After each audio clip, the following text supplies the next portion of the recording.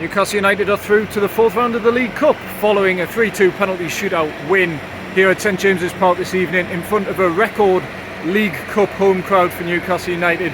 51,660.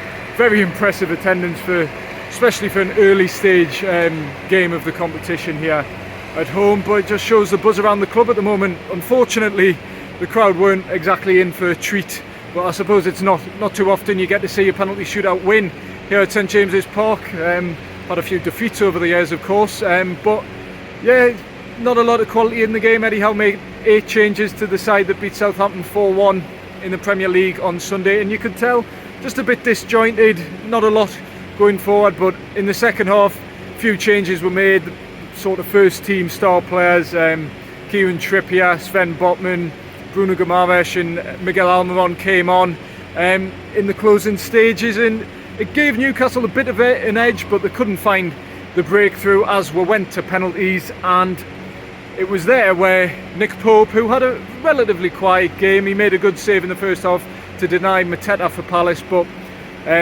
penalties just less than 24 hours before the England World Cup squad will be announced. Nick Pope shines great practice for the World Cup. He'll probably be in Gareth Southgate's squad more than likely, and 3 penalty saves ultimately saw Newcastle progress, with Kieran Trippier, Chris Wood and Joe Linton converting from the spot for Newcastle, and Bruno Guimaraes and Sven Botman unfortunately missing. But doesn't matter in the end. Newcastle are through, and they will now play in the fourth round, the last 16 of the competition, with some big clubs going out tonight already, big Premier League sides being knocked out. So Newcastle will fancy the chances, and it's a return to competitive action a week earlier than expected. It's going to be the week before Christmas, the week following the World Cup.